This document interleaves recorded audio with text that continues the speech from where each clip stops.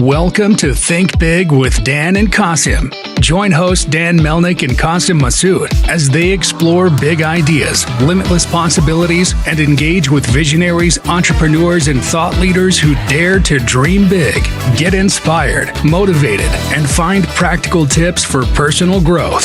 Think big, dream bigger, and ignite your potential.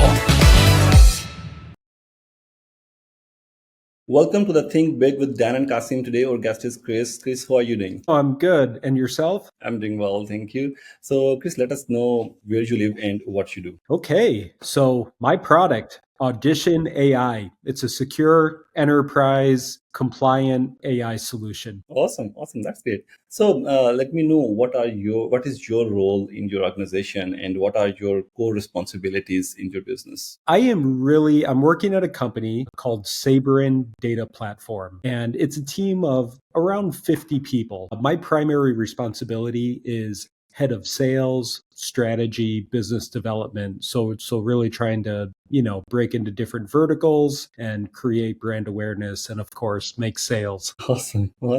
So, as a head of sales and a strategist, can you share one strategy with us that worked for you? Because this may add some value for others as well. Yeah, of course. So, number one, persistence. I've been doing sales and working in tech and startups for many years, and most people give up too quick. Yeah. So, I always like to say a no is not a no. Like the only time it's truly a no is if someone goes silent on you. So I usually contact someone 6 or 7 times before I can schedule a meeting. And part of my go-to market strategy is finding highly qualified leads and then reaching out to them via email and picking up the phone and contacting them on LinkedIn and kind of doing all three over and over and over again until someone eventually agrees to that initial 15-minute meeting. Don't you think this is an exhaustive process?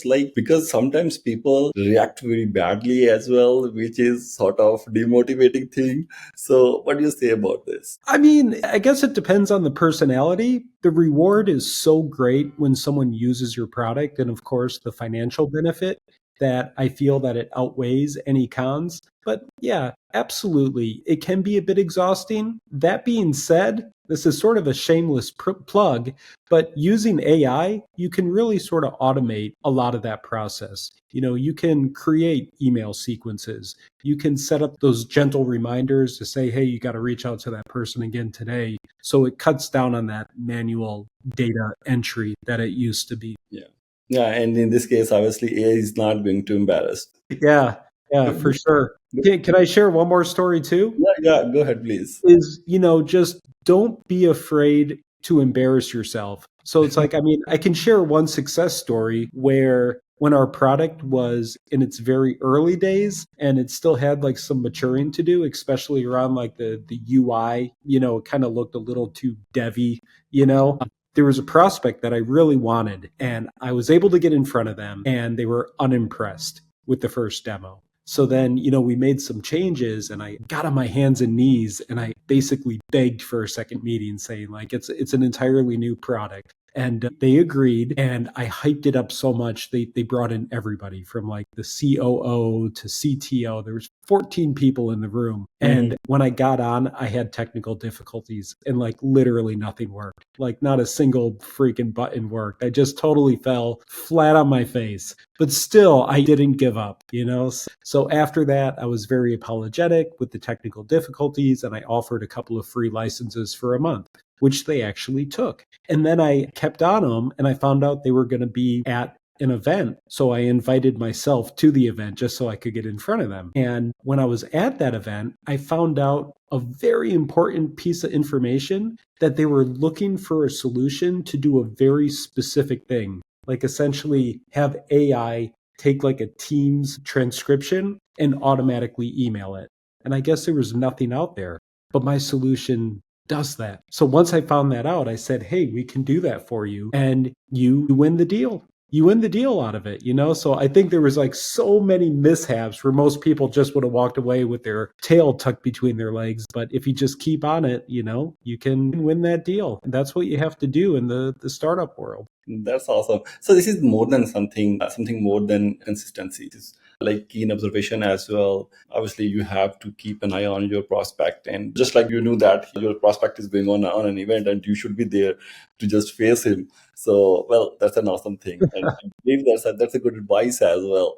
To because many entrepreneurs, or you can say the sales ahead, they just try to reach online, and okay, if there was any mishap, okay, they will try to sell give something as free as well, but they will stay there. They will not be going after the prospect in the events, and they will not be finding them here and there. They will not be checking their activity. But this is something great. Like, this is more like a dedication. Yeah, it's like dedication. Maybe the word like fanatical, but the moment I can make contact with someone, I like to call it engagement. I recently heard this, I think from Alex Hormozy. I think there was some LinkedIn post or something like that, but he was like, the definition of a lead is just contact information. That's really all it is. Not many people can define what a lead is. So as long as you have a phone number, or you can DM them or send them an email, that's a lead. It might not be a good lead, but it's a lead. So the moment that you can get someone to engage, to respond with you, you basically keep on them until one of two things happens. Either you get the money from their pocket to your pocket, which is the best case scenario, or they literally just go silent on you and ghost you. And not just ghost you once, like ghost you like 12 times in a row. If you reach out to them 12 times in a row and you get nothing, you can consider it a dead lead. But anything in between is either going to get you in one of those two directions. And if you're a startup, you have to adapt that strategy. True. True. So when you are doing engagement, you're basically funding as well. So obviously you must be doing the marketing as well, because marketing is an essential part of any business. Yeah. So how you are doing the marketing? Because obviously, looks like in your case, this is not just an online marketing. You are reaching the people directly as well. So what is your strategy in this case? It's really interesting. So I think for the type of sales that I'm doing, which is you're selling to enterprises, I don't know how effective paid advertising would be. So your methods are to get in front of people directly, indirectly, and through methods like SEO. But just to cut to the chase, SEO is tricky. I mean, even before AI, SEO was tricky because it has kind of become like a pay to play type game. Exactly. So a nice little hack that I find is there's two sites, medium.com. For those that don't know about SEO, there's a lot of factors that go into it, but the primary one is something that's called domain authority. So different websites have different rankings. 100 is the best, 1 is the worst. And I would say most company websites are around like the 20 to 30. But you can get like these really big popular sites like, Forbes.com, but it's hard to get published on Forbes. So medium.com, anyone can create an account and post a blog article. But if you post a blog article, those keywords will show up on the first page of Google in like 2 weeks. So I publish a lot on Medium. I kind of leverage that site for high domain authority. And then there's Quora. You can answer questions. That's another one. You just answer a few questions on Quora, and someone's searching for an answer to that question, you'll show up on the first page of Google. So that's a quick hack for anyone starting out with their startup that wants to get some decent brand awareness as a quick win. That's a clever move, by the way. You are giving your secret sauces, I think. There's no secrets because, the real secret just comes down to hard work. And I'll outwork anyone. So, you can copy all you want, but it just comes down to repetitions. Yeah, this makes sense. Completely makes sense. Awesome. So, Chris, can you share any challenge, maybe an interesting challenge or a challenge that you were able to cope up with, so that our audience can also get some help and they can know that challenges are always there. If there is any challenge, don't burn out. There is so many challenges. So, from a technical point of view, I'm pretty technical myself, even though I am not a developer, and I'll never claim to be a developer because I work with some genius developers and it's a talent what they do. When you're building a product, there's a gazillion things you can build, and it's very tempting to try to load up on features. There's something that I like to call the 3 non-negotiables when building a product. which is ease of use. There's a reason why like google.com looks so simple because they invested so much money to make it that simple. There's a lot of complex stuff going on in the background, but that user experience is just perfect. And the iPhone is another great example. You buy an iPhone, it doesn't come with a user manual because the design is so good. And there's so many products out there that the user interface is not that intuitive.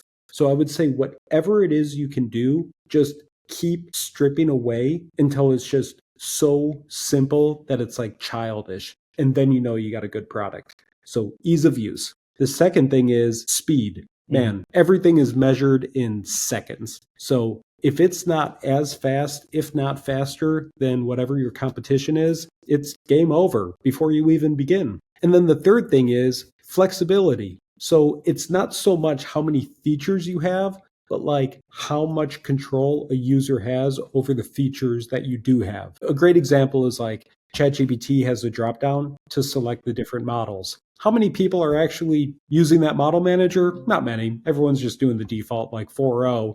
But if you didn't have that model manager, people would say, oh, this product sucks. They would use something else. So yeah, just ease of use, speed, and flexibility. And if you have that, it opens up a lot of doors, even though nobody ever explicitly asks for it. It's those sort of like three non-negotiables. Makes sense. All right. So, in terms of success, how you measure the success? Because obviously, the biggest thing to measure the success is maybe you can say the numbers, like the revenue or maybe the profit. And other than that, is there anything that where you can measure your success or your business success? I mean, I think about it in two ways. I mean, the one that everyone uses as a measurement is money, and we like to throw out huge numbers. So like at least in the technology, software, SaaS world, reaching $100 million in annual recurring revenue is like that pinnacle of success. The moment you hit that, your company is valued at $1 billion, and that's when you can start like going IPO or exit strategies or anything like that. But,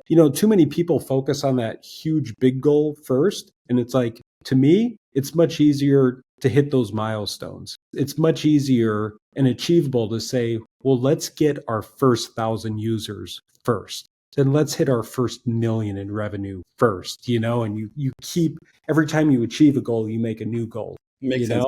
Yeah. So when you're saying like you divide it in the goals, so in terms of goals, what are your goals, short-term goals, maybe next 3 to 6 months?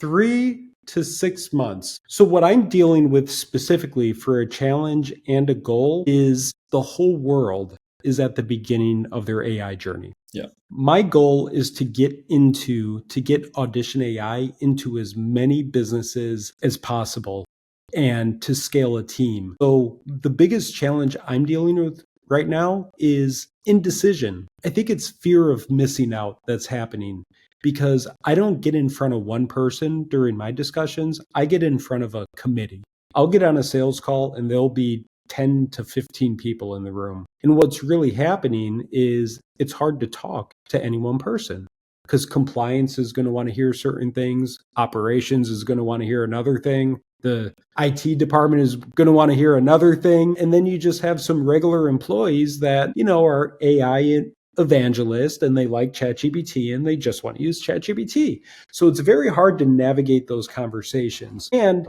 the problem that we're solving is actually very hard to solve. Like we're actually trying to make a very secure AI solution where you can have all the magic and benefit and usability of like a Claude or a ChatGPT or Gemini, but to have complete granular control where the data never leaves your environment, where you can see how your users are using AI and you control how your users are using AI. That's a very, very challenging endeavor, but people are catching on. So the more that you can just establish that trust, and kind of break down the AI committee to just getting it down to like a couple decision makers, that's really my number one goal 6 months from now. So in the podcast, I have learned a lot of things from, because I I faced many of the entrepreneurs, many wonderful entrepreneurs. So I learned that they do not stick to their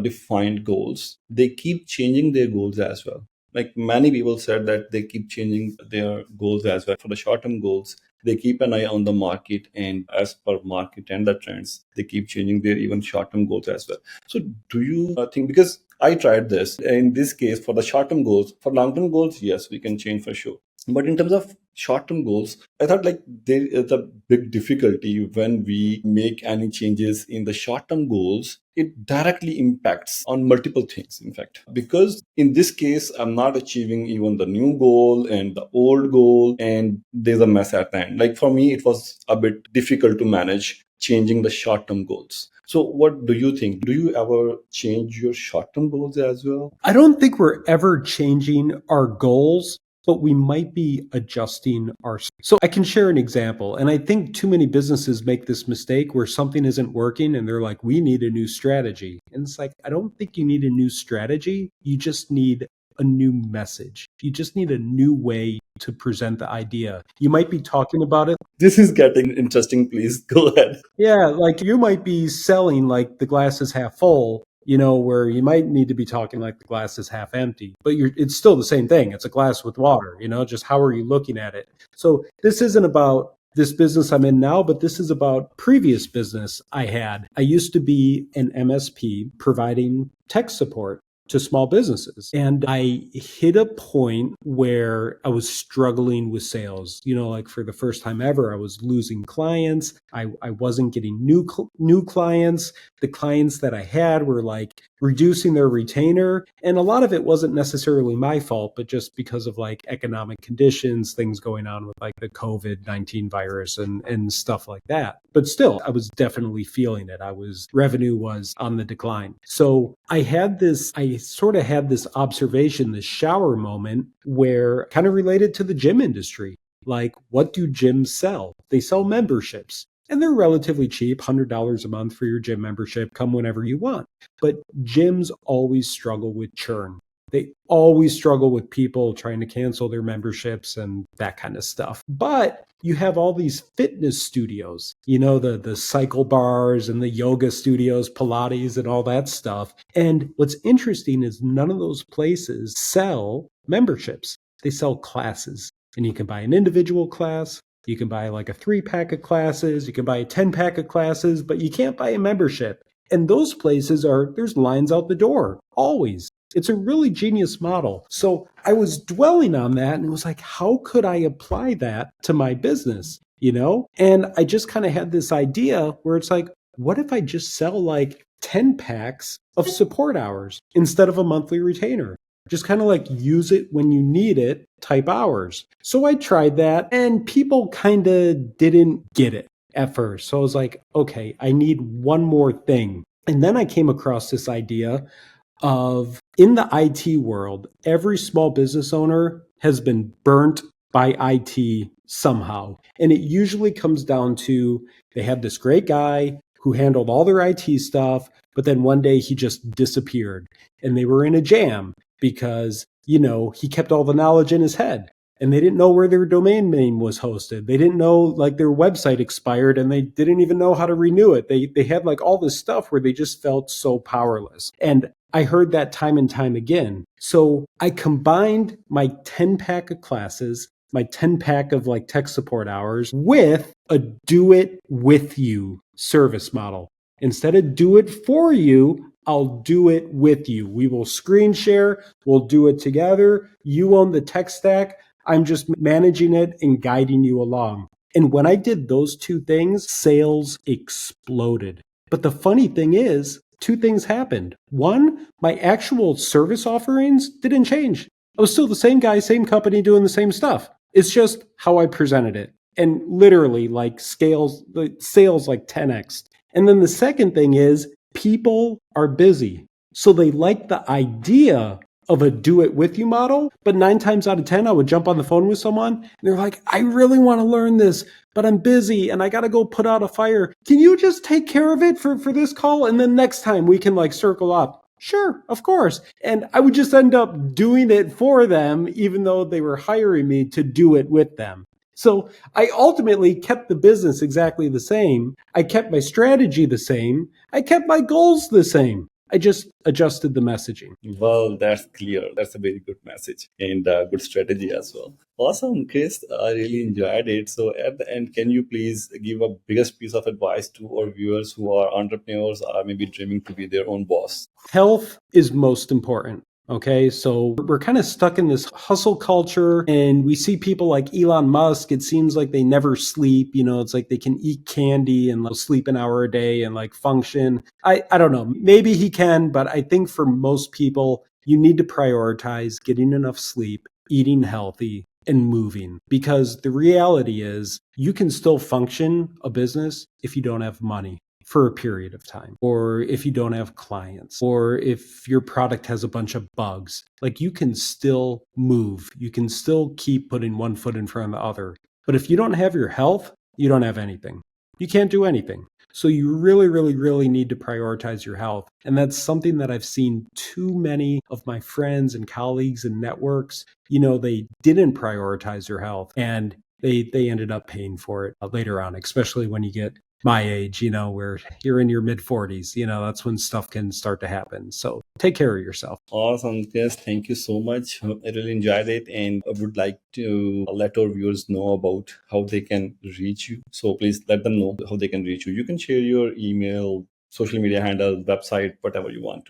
Thanks so much. Audition-ai.com. You can fill out the web form, and you can also email me at chris.hobbick@saberinai.com. That's SABERINAI.com. Awesome. Well, please have a good day and stay in touch. Yeah, thanks so much.